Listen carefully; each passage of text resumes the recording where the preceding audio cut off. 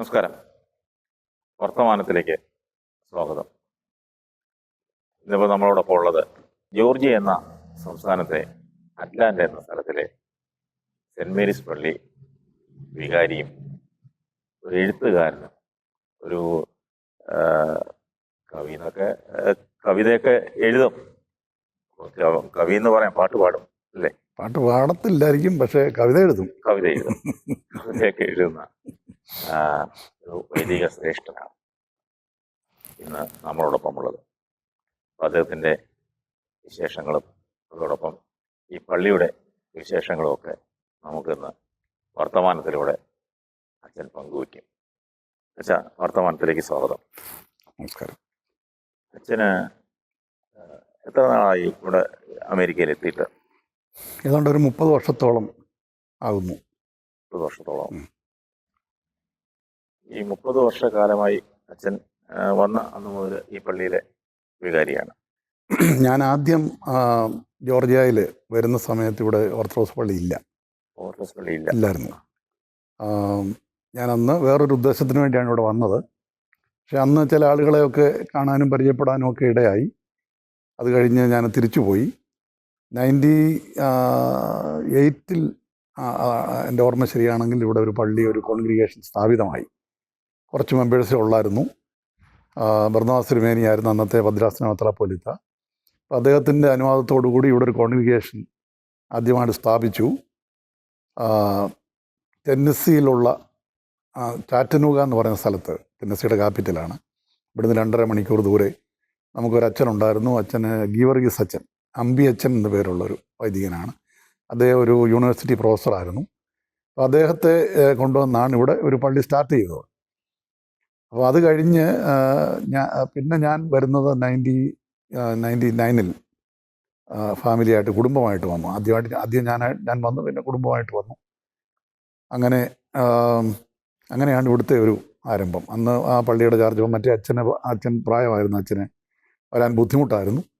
അപ്പോൾ അന്നൊരു 10, 12, 14, ഒരു 15 മെമ്പേഴ്സ് മാക്സിമം കാണുമായിരിക്കും, അത്രയൊക്കെ ഉള്ളൂ. അങ്ങനെയാണ് സെൻറ് തോമസ് ഓർത്തഡോക്സ് ചർച്ച് എന്ന പേരിൽ ഒരു ആദ്യത്തെ പള്ളി സെൻറ് തോമസ് ഓർത്തഡോക്സ് ചർച്ചാണ്. അത് ഇവിടെ ക്ലാർസ്റ്റൺ എന്ന് പറഞ്ഞൊരു സ്ഥലത്തായിരുന്നു. അപ്പോൾ അവിടെ നിന്ന് ഏതാണ്ട് ഒരു 10 വർഷത്തോളം അവിടെ ശുശ്രൂഷ ചെയ്തു. ആ പള്ളി പെട്ടെന്ന് വളർന്നു. ഒത്തിരി ആളുകൾ ഇങ്ങനെ ന്യൂയോർക്കിൽ നിന്നൊക്കെ ഇങ്ങോട്ട് മൂവ് ചെയ്തു. പിന്നെ അതുപോലെ തന്നെ IT ഫീൽഡ് ഇവിടെ വളരെ ഒരു ബൂമിങ് ഉണ്ടായി. അങ്ങനെ ഒത്തിരി IT കാരൊക്കെ വന്നു. അങ്ങനെയാണ് പള്ളി ഇവിടെ കൂടുതൽ മെമ്പേഴ്സായിട്ടൊക്കെ വന്നത്. എനിക്ക് തോന്നുന്നു ആ പള്ളിയുടെ തുടക്കമൊക്കെ പുലിക്കോട്ടിൽ ജോയി ഒക്കെ ചേർന്നാണ് തോന്നുന്നത്. ജോയിയൊക്കെ ആദ്യമുള്ള കൂട്ടത്തിലുണ്ടായിരുന്ന ഒരാളാണ്. അദ്ദേഹത്തിൻ്റെ ആദ്യത്തെ പള്ളിയുടെ സെക്രട്ടറി ഒക്കെ ആയിരുന്നു അദ്ദേഹം. അങ്ങനെയാണ് ഇത് ആരംഭം. അതിനുശേഷമാണ് ഈ പള്ളി സ്ഥാപിച്ചത്. ഈ പള്ളി 2011-ലാണ് ഇത് കൂതാ ചെയ്തത്. ഈ ദേവാലയം ഉണ്ടായെന്ന് പറഞ്ഞാൽ ഇത് ഔദ്യോഗികമായിട്ട് പള്ളി വാങ്ങി അതിൻ്റെ കൂതാശയും മറ്റും നടന്ന ആ സമയത്താണ്. ഇവിടെ ജോഗ്രാഫിക്കലായിട്ട് തന്നെ ഞാൻ പറഞ്ഞില്ല, ആദ്യത്തെ സെൻറ് തോമസ് പള്ളി എന്ന് പറഞ്ഞ ക്ലാർസ്റ്റൺ എന്ന് പറഞ്ഞ സ്ഥലത്തായിരുന്നു. അത് കഴിഞ്ഞ് സ്റ്റോൺ മൗണ്ടൻ എന്ന് പറയുന്ന സ്ഥലത്തേക്ക്, ഇപ്പോൾ ഇരിക്കുന്ന സെൻറ് തോമസ് പള്ളിയിലേക്ക് മാറി. അത് കഴിഞ്ഞിട്ടാണ്, അവിടെയും പിന്നെ 2-3 വർഷം കഴിഞ്ഞിട്ടാണ് പിന്നെ ഈ പള്ളി രൂപം കൊണ്ടത്. ഇപ്പോൾ ഇവിടെ 3 പള്ളികളുണ്ട്. ഇവിടെ ഒരു സെൻറ് ഗ്രിഗോറിയോസ് ഓർത്തഡോക്സ് ചർച്ച് എന്ന് പറയുന്ന ഒരു പള്ളി, കമ്മിങ് എന്ന് പറയുന്ന സ്ഥലത്ത് ഇവിടെ നിന്ന് ഏതാണ്ട് ഒരു 15 മൈൽ ദൂരം, ഈ പള്ളിയിൽ നിന്ന് ദൂരെ ഒരു പള്ളിയുടെ നമുക്കങ്ങനെ 3 ഓർത്തഡോക്സ് ചർച്ചസ് ഇവിടെ ഉണ്ട്. അറ്റ്ലാന്റയിൽ തന്നെ. ജോർജിയയിൽ മൊത്തത്തിൽ അല്ലല്ല, ജോർജിയയിൽ അഗസ്റ്റ എന്ന് പറഞ്ഞ് ഇവിടുന്ന് ഒരു 2.5 മണിക്കൂർ ദൂരെ ജോർജിയ തന്നെയാണ്. അവിടെ ഒരു കോൺഗ്രിഗേഷൻ 2000-ൽ സ്ഥാപിതമായി. അവിടെ സർവീസ് നടക്കുന്നുണ്ട്. എല്ലാ ഞായറാഴ്ചയിലും മാസത്തിലൊരു സാറ്റർഡേ ഞാൻ പോയി അവിടെ കുർബാന ചെല്ലാറുണ്ട്. അവിടെ ഒരു ചെറിയ കോൺഗ്രിഗേഷൻ, ചെറിയെന്ന് പറഞ്ഞാൽ ഒരു അങ്ങേറ്റം ഒരു 15 മെമ്പേഴ്സൊക്കെ കാണുമായിരിക്കും. ഇതിൻ്റെ കീഴിലാണോ? അല്ലല്ല, അതൊരു സെപ്പറേറ്റ് ആയിട്ടുള്ള ഒരു ദേവാലയമാണ്. ചർച്ചായിട്ട് തന്നെ ഭദ്രാസനത്തിലെ ഒരു സ്റ്റാറ്റസ് ഉള്ളൊരു ദേവാലയമാണ്. അവിടെ പ്രത്യേകം അച്ഛനുണ്ട്? ഇല്ലില്ല, ഞാനാണ് എൻ്റെ വികാരി. ഞാനാണ് 2000-ൽ അത് തുടങ്ങിയതാണ്. അത് കഴിഞ്ഞ് നമ്മുടെ 1-2 അച്ഛന്മാരുണ്ടായിരുന്നു അവിടെ. അത് കഴിഞ്ഞ് ഇപ്പോൾ ചാർജ് എനിക്ക് തന്നെ ആണ്. ഞാൻ പോയി മാറി നിൽക്കുമ്പോൾ ഞായറാഴ്ചകളിലല്ല, ശനിയാഴ്ച അവിടെ പോയി. മാസത്തിലൊരു ശനിയാഴ്ചയുണ്ട്. അത് ഭാവിയിൽ അതൊരു പള്ളിയായിട്ട്? അല്ല, പള്ളിയാണ്. പരമാവധി തിരുവനന്തപുരം നാമത്തിലാണ്. ഇപ്പോൾ ഈ വരുന്ന സാറ്റർഡേ അവിടെ പെരുന്നാളാണ്. പെരുന്നാളൊക്കെ വളരെ ഭംഗിയായിട്ട് അവർ ആഘോഷിക്കും. അത് സ്വന്തമായിട്ടുള്ള പള്ളിയാണ്. അല്ല, അതൊരു എപ്പിസ്കോപ്പൽ ചർച്ച് അവർ റെൻ്റ് ചെയ്ത് അവിടെ. പക്ഷേ നമ്മുടെ സ്വന്തമായിട്ട് തന്നെയുള്ള എല്ലാ കാര്യങ്ങളും നമുക്ക് സ്വന്തമായി മുറിയും കാര്യങ്ങളൊക്കെ ഉണ്ട്. പള്ളി അവരുടെ ത്രോണോസൊക്കെ നമ്മൾ യൂസ് ചെയ്യും. അവിടെ വേണ്ടി വന്നാൽ അത് അവിടെ പള്ളിയായിട്ട് എല്ലാ ഞായറാഴ്ചയും കുർബാനയൊക്കെ ഉണ്ടെന്നുണ്ടെങ്കിൽ അവിടെ കൂടുതൽ ആളുകൾ വരാനും ഉള്ള സാഹചര്യം. കൂടുതൽ ആളുകൾ വരാനുള്ള സാധ്യതയുള്ളൊരു സ്ഥലമല്ല. കാരണം ജോലി സാധ്യതകളൊക്കെ കുറവാണ്. പ്രധാനമായിട്ടുള്ളത് ഈ ജോർജിയയിലെ ഒരു മെഡിക്കൽ കോളേജാണ്. അപ്പോൾ അവിടെ ഉള്ള ആളുകൾ പല ആളുകളൊക്കെ ഉള്ളത് ഡോക്ടേഴ്സും അങ്ങനെയുള്ള മെഡിക്കൽ ഫീൽഡിലുള്ള ആളുകളാണ് ഉള്ളത് അവിടെ. ഇവിടെ ഒരു പള്ളി നടത്തിക്കൊണ്ട് പോകണമെങ്കിൽ ഒരുപാട് ചെലവുകളും മറ്റുമൊക്കെ ഉള്ള ഒരു സാഹചര്യമാണ്. അതെ, അതെ, ആ ചെലവുകളൊക്കെ അവിടെ അതെ, നിർവഹിച്ച് കൊണ്ടുപോകാൻ പറ്റുമോ എന്നുള്ളതാണ്. എന്ന് പറഞ്ഞാൽ അവിടെ ഈ പ്രായമുള്ള ആളുകളാണ് കൂടുതൽ. അപ്പം ഇപ്പോൾ ഉള്ളവർ വളരെ ഏജ്ഡ് ആയിട്ടുള്ള ആളുകളാണ്. പുതിയ ആളുകൾ അങ്ങനെ വരുന്നുമില്ല.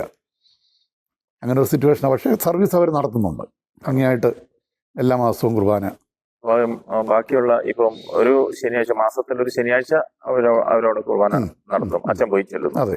അതിനുശേഷമുള്ള ഞായറാഴ്ചകളിൽ അവരെവിടെയായിരിക്കും? അവരിവിടെ വരാറുണ്ടോ? അല്ല, അവരിവിടെ വരാറുള്ളവരുമുണ്ട് വല്ലപ്പോഴും. എല്ലാ മാസമൊന്നും വരുന്നവരില്ല. പക്ഷേ അവർ കാത്തലിക് ചർച്ചിലും അവിടെ ഉള്ള മറ്റ് ഓർത്തഡോക്സ് ചർച്ചസ് ഉണ്ട്, ഗ്രീക്ക് ഓർത്തഡോക്സ് ചർച്ചൊക്കെ ഉണ്ട്. അങ്ങനെ അവിടേക്ക് പോകുന്നവരുണ്ട്. അതിനാണ് പോകുന്നവരുണ്ട്. ഈ പള്ളി 2011 ഈ പള്ളി സ്ഥാപിതമായി. ഔദ്യോഗികമായിട്ട് എനിക്ക് തോന്നുന്നു പൗലോസ് ദീപാവയായിരിക്കും. അതെ, അതെ, പൗലോസ് ദീപാവയാണ് അദ്ദേഹം വന്ന കൂതാശ. അതിനുശേഷം എല്ലാ ഞായറാഴ്ചയും ഇവിടെ കുർബാനയുണ്ട്. എല്ലാ ഞായറാഴ്ചയും കുർബാനയുണ്ട്. ആളുകളുടെ അംഗസംഖ്യയും വളർന്നു. അംഗസംഖ്യ ഇപ്പോൾ ഒരു 100 ഫാമിലിക്ക് അടുത്തോളം ഉണ്ട് നമുക്ക് ഒഫീഷ്യലായിട്ട് തന്നെ. പിന്നെ ഇത് IT മേഖലയാണ്. ഈ നമ്മുടെ ആളുകൾ ഇന്ത്യൻസ് കൂടുതലുള്ള ഒരു IT മേഖലയാണ് ഈ പള്ളി നിൽക്കുന്ന സ്ഥലം. റോസ്വെൽ എന്നാണ് ഈ സ്ഥലത്തിൻ്റെ പേര്. അപ്പം IT-ക്കാർ കുറേ പേരിങ്ങനെ, അവർ എല്ലാവരും പെർമനൻറ്റ് റെസിഡൻസ് അല്ല, വന്നു പോകുന്ന ആളുകൾ, H1 വിസയിൽ വരുന്നവർ, അങ്ങനെയുള്ള ആളുകൾ ഉണ്ട്. അവർ മെമ്പേഴ്സ് ഒഫീഷ്യൽ മെമ്പർഷിപ്പ് എടുത്തിട്ടില്ലെങ്കിൽ അങ്ങനെയുള്ള കുറേ ആളുകളുണ്ട്. അങ്ങനെ പള്ളി വളർന്നുകൊണ്ടിരിക്കുന്നു. ഈ പള്ളി മാത്രമല്ല, ഇവിടെയുള്ള 3 പള്ളികളും കൂടുതൽ ആളുകൾ. ഈ അറ്റ്ലാന്റ ഒരു അട്രാക്റ്റഡ് പ്ലേസാണ്. വെതർ വൈസൊക്കെ നല്ലൊരു സ്ഥലമാണ്. അങ്ങനെയുള്ള ചില അട്രാക്ഷൻസ് ഉള്ളതുകൊണ്ട് ഇങ്ങനോട്ട് ആളുകൾ മൂവ് ചെയ്യുന്നുണ്ട്.